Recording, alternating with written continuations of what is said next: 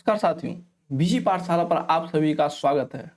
आशा करता हूं कि आप सभी अच्छे होंगे और स्वस्थ होंगे। साथियों, आज हम दोलन तरंग एवं ध्वनि तरंग का दूसरा वीडियो लेकर के आप सबों के बीच आया हूं साथियों। पहला वीडियो हम पिछले सेशन में कर चुके हैं साथियों, जिसमें हम कि इस चैप्टर का जो भी इम्पोर्टेंट क्वेश्चन है साथियों, उसका डिस्कशन किए हैं। जो भी बचा इम्पोर्टेंट क्वेश्चन था इस चैप्टर से साथियों, हम इस वीडियो में उसका डिस्कशन करने वाले हैं। किसी भी कॉम्पिटिटिव एग्जाम का साथियों, उसके लिए अभ्यास बहुत जरूरी होता है। किसी भी सब्जेक्ट के लिए आप जितना उसको रिवीजन करते हैं, आपके लिए वो उतना ज्यादा लाभकारी होता है।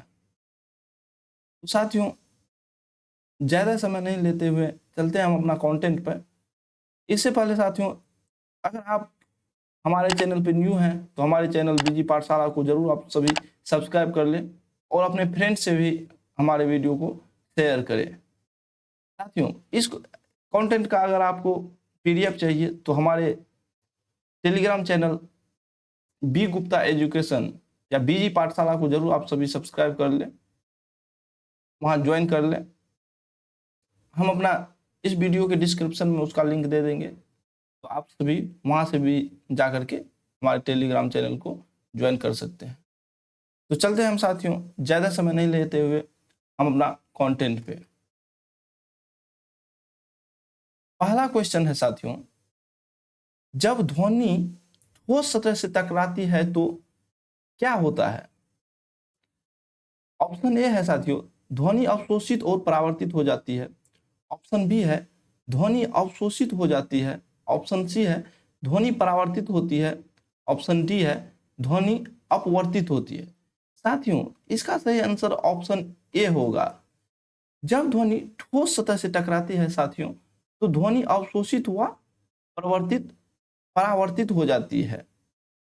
इससे रिलेटेड कुछ पॉइंट्स हैं साथियों, उसे भी देख लेते हैं साथियों। ध्वनि एक प्रकार का यांत्रिक तरंग है जो अनुदैर्घ्य तरंग का उदाहरण है साथियों। नेक्स्ट पॉइंट है कि भौतिक विज्ञान की वह शाखा जिसमें ध्वनि के बारे में अध्ययन किया जाता है उसे एकॉस्टिक कहा जाता है। माध्यम के परिवर्तन होने पर ध्वनि की आवृत्ति नहीं बदलती है। नेक्स्ट पॉइंट है, ध्वनि की गति पर ताप एवं आर्द्रता का प्रभाव पड़ता है, जबकि दाब का प्रभाव नहीं पड़ता है। पता है साथियों कि ध्वनि जब गति करती है तो उस पर ताप एवं आर्द्रता का प्रभाव पड़ता है, जबकि उस पर दाब का कोई प्रभाव नहीं पड़ता है।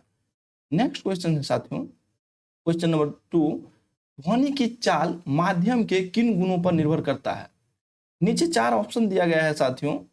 ऑप्शन ए है माध्यम की प्रकृति पर। ऑप्शन बी है माध्यम की ध्वनि परावर्तन क्षमता पर। ऑप्शन सी है माध्यम के तापमान पर। ऑप्शन डी है माध्य के प्रकृति और तापमान दोनों पर। साथियों, इसका सही आंसर ऑप्शन डी होगा।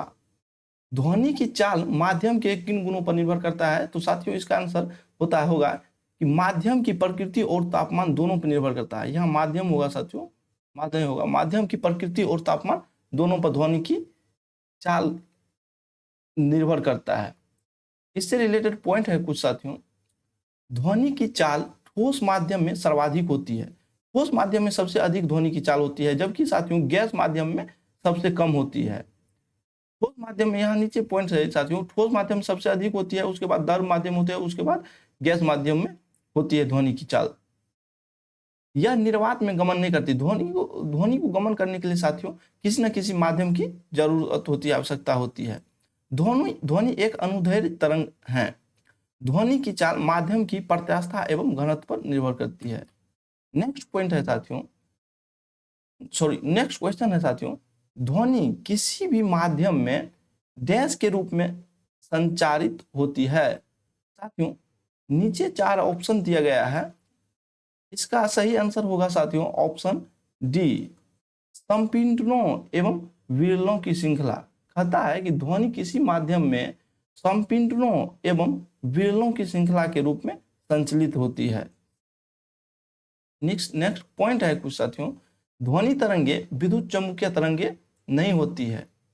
साथियों, यह गैस एवं वायु में ध्वनि केवल अनुदैर्घ्य तरंग के रूप में गमन करती है। द्रव की सतह पर और द्रव के अंदर यह अनुदैर्घ्य तरंग होती है। ठोस में ध्वनि तरंगे साथियों अनुदैर्घ्य एवं अनुप्रस्थ दोनों के भांति गमन करती है। नेक्स्ट क्वेश्चन है साथियों, क्वेश्चन नंबर 4, यदि एक पत्ती का आवर्तकाल 1 सेकेंड का 200वां भाग हो तो उसकी आवृत्ति क्या होगी? साथियों यहाँ क्वेश्चन पे ध्यान देने वाला है, कहता है कि एक पत्ती का साथियों आवर्तकाल क्या है? 1 सेकेंड का 100वां भाग, मतलब 1/200। ये क्या है साथियों? आवर्तकाल है। किसी भी पत्ती का आवर्तकाल जो होता है साथियों दिया है कि ये एक सेकेंड का 200वां भाग है, तो उसकी आवृत्ति क्या होगी? साथियों नीचे इसका सही आंसर तो डी होगा, लेकिन यहाँ साथियों आवृत्ति बराबर होता है, आवृत्ति बराबर देखिए साथियों क्या होता है? आवृत्ति बराबर 1/आवर्तकाल होता है, 1/आवर्तकाल होता है, क्योंकि आवर्तकाल क्या दिया गया है साथियों? 1 सेकेंड का 200वां भाग। तो आवृत्ति निकालने के लिए आवृत्ति है, आवर्तकाल है साथियों 1/200, तो क्या हो जाएगा साथियों? 1/1 गुना 200, तो क्या हो जाएगा? 200 आवृत्ति क्या हो जाएगा साथियों? 200। तो इसका सही आंसर ऑप्शन डी होगा, 200 प्रति सेकेंड होगी। आवृत्ति क्या हो जाएगी? 200 प्रति सेकेंड हो जाएगी। नेक्स्ट क्वेश्चन है साथियों, क्वेश्चन नंबर 5, निम्नलिखित में से कौन सा कथन ध्वनि और प्रकाश तरंगों के बारे में सही है? कहता है कि नीचे दिए गए कथनों में से कौन सा कथन ध्वनि एवं प्रकाश तरंगों के बारे में सही है? साथियों इसका सही आंसर होगा ऑप्शन बी। ऑप्शन बी इसका सही आंसर होगा कि ध्वनि तरंग अनुदैर्घ्य तरंग होती है, जबकि प्रकाश तरंग जो होती है साथियों वह एक अनुप्रस्थ तरंग के रूप में गमन करती है। तरंगों को मुख्यतः 2 भागों में बांटा जा सकता है। पहला है यांत्रिक तरंग और दूसरा है साथियों अयांत्रिक तरंग। यांत्रिक तरंगों को भी 2 भागों में बांटा जाता है साथियों, अनुदैर्घ्य तरंग एवं अनुप्रस्थ तरंग के रूप में।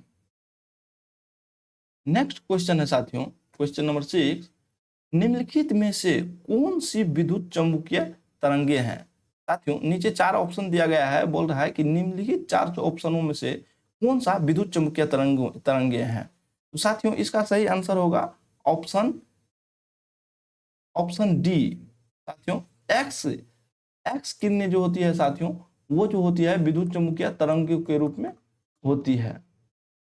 इससे रिलेटेड कुछ पॉइंट है साथियों, जब कैथोड किरणें या तीव्रगामी इलेक्ट्रॉन पुंज किसी उच्च गलनांक वाले भारी तत्व जैसे टंगस्टन, मोलिब्डेनम पर आघात करता है, टंगस्टन जब साथियों मोलिब्डेनम पर आघात करता है तो एक्स किरणें उससे उत्पन्न होती है। 20 हर्ट्ज से 20,000 के बीच की जो तरंग होती है साथियों, हर्ट्ज तक की जो तरंग होती है उसे हम श्रव्य तरंग या ऑडिएबल ध्वनि कहते हैं। नेक्स्ट क्वेश्चन है साथियों, क्वेश्चन नंबर 7, निम्नलिखित में से किस प्रकार का प्रकाश टेलीविजन रिमोट में उपकरण को संकेत या सिग्नल देते हैं जिसे वह नियंत्रित करता है? कहता है साथियों कि जब हम टेलीविजन चलाते हैं साथियों तो रिमोट अगर हम रिमोट यूज करते हैं उसमें किस प्रकार का सिग्नल भेजने के लिए उसमें किस प्रकार का प्रकाश का प्रयोग किया जाता है? तो साथियों इसका सही आंसर होगा ऑप्शन ए, अवरक्त किरण का उसमें यूज किया जाता है। अवरक्त किरण का संकेत भेजने में हम यूज करते हैं उसमें साथियों। इससे रिलेटेड कुछ पॉइंट है साथियों, अवरक्त प्रकाश की खोज विलियम हर्शेल ने किया था। अवरक्त प्रकाश का स्रोत निम्न है, मतलब इसका ये अवरक्त प्रकाश जो निकलता है सूर्य की किरण से निकलती है, टंगस्टन लैंप से अवरक्त प्रकाश प्राप्त होता है साथियों। अवरक्त की किरणें सिलिकॉन कार्बाइड की छड़ वाला ग्लोबार से अवरक्त की किरणें निकलती है। इसका उपयोग हम अवरक्त तरंग की उपयोग देखे थे साथियों, कुहासे या धुंध में फोटोग्राफी में इसका उपयोग किया जाता है। अंधेरे में रंग क्षेत्र में गुप्तचारी में इसका उपयोग किया जाता है अवरक्त किरण का। रोगियों के सेकाई में इसका प्रयोग किया जाता है। टीवी रिमोट कंट्रोल में साथियों यहाँ टीवी होगा, टीवी रिमोट कंट्रोल में अवरक्त किरण का प्रयोग किया जाता है। नेक्स्ट क्वेश्चन है साथियों, किन भूकंपीय तरंगों में अनुप्रस्थ विस्थापन शामिल होती है? साथियों कह रहा है कि किन भूकंपीय तरंगों में अनुप्रस्थ विस्थापन शामिल होती है? इसका सही आंसर होगा साथियों ऑप्शन ए, एस तरंगे में अनुप्रस्थ विस्थापन शामिल होती है। इससे रिलेटेड पॉइंट है साथियों कि जिस स्थान से भूकंपीय तरंगे उत्पन्न होती है उसे हम भूकंप का मूल कहते हैं। जिस स्थान पर सबसे पहले भूकंपीय तरंगों का अनुभव किया जाता है उसे भूकंप का केंद्र कहते हैं। नेक्स्ट क्वेश्चन है साथियों, क्वेश्चन नंबर 9, सर्वनीय रेंज मतलब सुनने वाला जो रेंज होते हैं साथियों उससे नीचे आवृत्ति के साथ ध्वनि तरंगों को कहा जाता है। कहता है कि संवर्य रेंज जो होती है साथियों, श्रवण करने वाली ध्वनि की जो रेंज होती है उससे नीचे आवृत्ति वाले ध्वनि तरंगों को क्या कहा जाता है साथियों? तो साथियों इसका सही आंसर होगा ऑप्शन डी, इंफ्रासोनिक वेव उसे हम कहते हैं साथियों।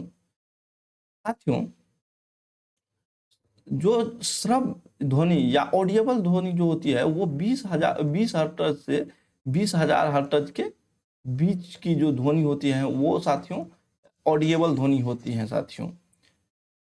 अगर हम साथियों अल्ट्रासोनिक वेव की बात करें साथियों, 20,000 हर्ट्ज से जो ऊपर की ध्वनि होती है साथियों उसे हम अल्ट्रासोनिक वेव या पराश्रव्य ध्वनि कहते हैं। 20 हर्ट्ज से नीचे की वाली जो आवृत्ति वाली जो ध्वनि होती है साथियों उसे हम इंफ्रासोनिक तरंग या अवसर्व तरंग कहते हैं। नेक्स्ट क्वेश्चन है साथियों, क्वेश्चन नंबर 10, निम्न में से कौन सा पराध्वनिक तरंगों का औद्योगिक अनुप्रयोग नहीं है? कहता है कि नीचे जो ऑप्शन दिए गए हैं साथियों इनमें से किस पराध्वनिक तरंगों का औद्योगिक अनुप्रयोग नहीं है? तो साथियों इनमें से का ऑप्शन, इसका सही आंसर होगा ऑप्शन बी, किसी पौधे के शरीर से कीटनाशकों को पराश्रव तरीके से हटाना, ये औद्योगिक अनुप्रयोग नहीं है साथियों। इससे रिलेटेड कुछ पॉइंट्स देख लेते हैं साथियों। कह रहा है पराश्रव तरंगों का उपयोग, इसमें कह रहा है पराश्रव तरंग का उपयोग, नीचे कुछ पॉइंट्स दिया गया है इस तरंग का उपयोग साथियों, पराश्रव तरंग के उपयोग के बारे में। इसका उपयोग साथियों संकेत भेजने में किया जाता है, समुद्र की गहराई का पता लगाने के लिए पराश्रव तरंग का प्रयोग किया जाता है। उसी प्रकार कीमती कपड़ों, वायुयान तथा घड़ियों से कालिक जो होती है साथियों, गंदगी जो होती है उसको हटाने के लिए साथियों इस तरंग का प्रयोग किया जाता है, पराश्रव तरंग का। दूध से हानिकारक जीवाणुओं को नष्ट करने के लिए पराश्रव तरंग का प्रयोग किया जाता है। उसी प्रकार गठिया रोग के उपचार के लिए पराश्रव तरंग का प्रयोग किया जाता है। मस्तिष्क से ट्यूमर को पता लगाने, मस्तिष्क में जो ट्यूमर होती है साथियों उसका पता लगाने के लिए हम पराश्रव तरंग का प्रयोग करते हैं। नेक्स्ट क्वेश्चन है क्वेश्चन नंबर 11, ध्वनि के प्रसार के दौरान माध्यम में कणों का उच्च घनत्व का क्षेत्र कहलाता है। कहता है ध्वनि जब प्रसार करती है उस दौरान माध्यम के कणों के उच्च घनत्व का क्षेत्र क्या कहलाता है? साथियों इसका सही आंसर होगा ऑप्शन डी, संपीड़न। ध्वनि प्रसार के दौरान साथियों माध्यम में जो कणों के उच्च घनत्व का क्षेत्र होता है वो संपीड़न कहलाता है। पॉइंट है साथियों, ध्वनि जब माध्यम से गमन करता है तो माध्यम के कण निकट आ जाते हैं जिसे संपीड़न कहा जाता है, यहाँ घनत्व अधिक होता है। उसी प्रकार नेक्स्ट पॉइंट है कि जब माध्यम के कण दूर चले जाते हैं तो इसे विरलन कहते हैं, यहाँ घनत्व कम होता है। नेक्स्ट पॉइंट है कि ध्वनि माध्यम में संपीड़न एवं विरलन के रूप में गमन करती है। नेक्स्ट क्वेश्चन है क्वेश्चन नंबर 12, ध्वनि तरंग की आवृत्ति मापने की मानक इकाई क्या है? साथियों इसका सही आंसर होगा हर्ट्ज। ध्वनि तरंग की आवृत्ति मापने की साथियों ध्वनि तरंग की आवृत्ति को हर्ट्ज में मापा जाता है। इससे रिलेटेड कुछ पॉइंट है, आवृत्ति को हर्ट्ज में मापा जाता है, उसी प्रकार तरंग दैर्घ्य को एंगस्ट्रम में मापा जाता है साथियों। पराध्वनिक गति को मैक में मापा जाता है। उसी प्रकार नेक्स्ट है कि ध्वनि तीव्रता को माइक्रोवाट प्रति मीटर स्क्वायर में मापा जाता है। नेक्स्ट क्वेश्चन है क्वेश्चन नंबर 13, प्रतिध्वनि डैश के कारण सुनाई देती है। कहता है साथियों प्रतिध्वनि जो होती है साथियों, प्रतिध्वनि का मतलब होता है साथियों कि जब हम कभी आप लोग एक प्रयोग करके देखिएगा साथियों, जब हम किसी पहाड़ या किसी ऊंचे से जगह पर हम खूब कस के आवाज लगाते हैं तो रिटर्न हमें आवाज सुनाई देती है, उसी को प्रतिध्वनि कहते हैं साथियों। वही कह रहा है कि प्रतिध्वनि का कारण सुनने का क्या कारण है। तो साथियों इनमें से 4 ऑप्शन दिए गए हैं। इसका सही कारण होता है साथियों ध्वनि तरंगों का परावर्तन। प्रतिध्वनि जो सुनाई देती है साथियों उसका कारण होता है ध्वनि तरंग। जब हम चिल्लाते हैं साथियों तो वो किसी भी बड़े पहाड़ या किसी भी बड़े क्षेत्र से टकरा करके वो परावर्तित होकर के हमारे पास रिटर्न आती है, इसीलिए हमें प्रतिध्वनि सुनाई देती है। इससे रिलेटेड कुछ पॉइंट है साथियों। जब ध्वनि तरंगे दूर स्थित किसी दृढ़ टावर, पहाड़ आदि से टकराकर परावर्तित होती है साथियों, तो इस परावर्तित ध्वनि को प्रतिध्वनि कहते हैं। प्रतिध्वनि सुनने के लिए साथियों श्रोता और परावर्तक सतह के बीच जो होती है साथियों कम से कम 17 मीटर या 16.6 मीटर की दूरी होनी चाहिए कम से कम। क्वेश्चन नंबर 14 है साथियों, रेडियो द्वारा उत्पादित ध्वनि डैश से बढ़ती है। साथियों ऑप्शन ए है आयाम से, पिच बढ़ने से बढ़ती है, धैर्य बढ़ने से बढ़ती है, ऑप्शन डी है आवृत्ति बढ़ने से बढ़ती है। साथियों इसका आंसर ऑप्शन होगा, इसका सही आंसर ऑप्शन ए होगा, आयाम बढ़ने। रेडियो द्वारा उत्पादित ध्वनि जो होती है साथियों आयाम बढ़ने से बढ़ती है। इससे रिलेटेड कुछ पॉइंट्स है साथियों, उसे देख लेते हैं कि दोलन करने वाली वस्तु अपनी साम स्थिति की किसी भी और जितनी अधिक से अधिक दूरी तक जाती है उस दूरी को दोलन का आयाम कहते हैं। लघु रेडियो तरंग जो की खोज साथियों हेनरी हर्ट्ज के द्वारा किया गया था। लघु तरंग जो होती है साथियों लघु रेडियो तरंग जो होती है उसकी खोज हेनरिक हर्ट्ज के द्वारा किया गया था। इसी प्रकार नेक्स्ट पॉइंट है साथियों कि इसकी तरंग दैर्घ्य परिषद जो होती है साथियों, तरंग दैर्घ्य परिषद लघु रेडियो तरंग की तरंग दैर्घ्य परिषद होती है 10⁻³ मीटर से 1 मीटर के बीच होती है। इसकी आवृत्ति जो होती है साथियों 10⁻10 से 10⁸ होती है। नेक्स्ट क्वेश्चन है, नेक्स्ट और अंतिम क्वेश्चन है क्वेश्चन नंबर 15 साथियों, आवासीय क्षेत्रों के लिए केंद्रीय प्रदूषण नियंत्रण बोर्ड द्वारा प्रस्तावित मानक शोर स्तर कितना है साथियों। कहता आवासीय क्षेत्र जहां हम रहते हैं उसके लिए, उस क्षेत्र के लिए साथियों कहता है कि उस क्षेत्र के लिए केंद्रीय प्रदूषण मानक नियंत्रण बोर्ड द्वारा प्रस्तावित ध्वनि की क्या है, ध्वनि की जो होती है साथियों शोर जो होती है उसका क्या एक कुछ दायरा है, तो वही बोल रहा है कि उसका क्या दायरा है। साथियों आवासीय क्षेत्र के लिए ऑप्शन बी सही आंसर होगा साथियों, 45 डेसिबल रखा गया है। किसी भी जहां घर द्वार और जहां आम आदमी रहते हैं उस क्षेत्र के लिए ध्वनि की जो होती है अधिकतम शोरगुल 45 डेसिबल रखा गया है। इससे रिलेटेड कुछ पॉइंट है साथियों हम देख लेते हैं।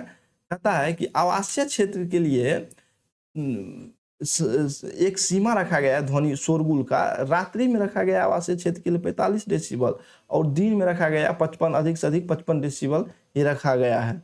वाणिज्यिक क्षेत्र के लिए 55 डेसिबल रात्रि में रखा गया है, जबकि दिन के समय में 65 डेसिबल रखा गया है। शांत क्षेत्र जहाँ शांत क्षेत्र है साथियों उस क्षेत्र में रात्रि के लिए ध्वनि का शोरगुल का जो सीमा रखा गया है साथियों वो 40 डेसिबल रखा गया है और दिन के लिए 50 डेसिबल रखा गया है। औद्योगिक क्षेत्र जहां औद्योगिक गतिविधियां होती है साथियों उस क्षेत्र के लिए रात्रिक समय में ध्वनि का जो होता है साथियों शोरगुल उसको 70 डेसिबल रखा गया है, जबकि दिन के समय में 75 डेसिबल शोरगुल को अधिक से अधिक रखा गया है साथियों। तो साथियों ये रहा हमारा 15 क्वेश्चन का साथियों टोटल डिस्कशन। तो मतलब इस चैप्टर से साथियों दोलन तरंग ध्वनि तरंग इस चैप्टर से जो भी इंपॉर्टेंट क्वेश्चन हमको लगा साथियों वो पूरा कर चुके हैं हम साथियों 2 वीडियो में। तो आप अगर इस चैप्टर का पिछला वीडियो देखना चाहते हैं तो हमारे यूट्यूब चैनल बीजी पाठशाला पे जा करके वो आप देख सकते हैं। बाकी ये वीडियो साथियों हम पूरा देखें, आशा करता हूं कि आप लोगों को जरूर इससे लाभ मिलेगा। आप लोग जो भी कोई पढ़ चुके हैं, तैयारी भी कर चुके हैं साथियों, तैयारी किए हुए हैं, तो वो जरूर देखें। क्योंकि होता है साथियों कि आप अभ्यास जो चीज़ पढ़ लिए हैं उसका आप अगर अभ्यास करते हैं रेगुलर, उसको देखते रहते हैं, पढ़े हुए को देखते रहते हैं, तो आपको एक कॉन्फिडेंस उससे मिलता है कि नहीं हमको ये इस चीज़ की जानकारी है। तो साथियों हमारा वीडियो जो भी होता है कम समय का रहता है, तो आप लोग जरूर वीडियो को पूरा देखें। आशा करता हूं कि आप लोगों के लिए हेल्पफुल होगा। तो साथियों हमारे चैनल बीजी पाठशाला को सब्सक्राइब कर ले, और हमारा वीडियो अगर अच्छा लगा हो तो लाइक करें, शेयर करें। और अगर साथियों हमारा कंटेंट चाहिए, इसका पीडीएफ चाहिए आपको, तो हमारे Telegram channel B Gupta education को जरूर ज्वाइन कर लें, वहाँ हम इसका पीडीएफ डाल देंगे। थैंक यू साथियों, जय हिंद। मिलते हैं नेक्स्ट वीडियो में, नेक्स्ट सेशन में।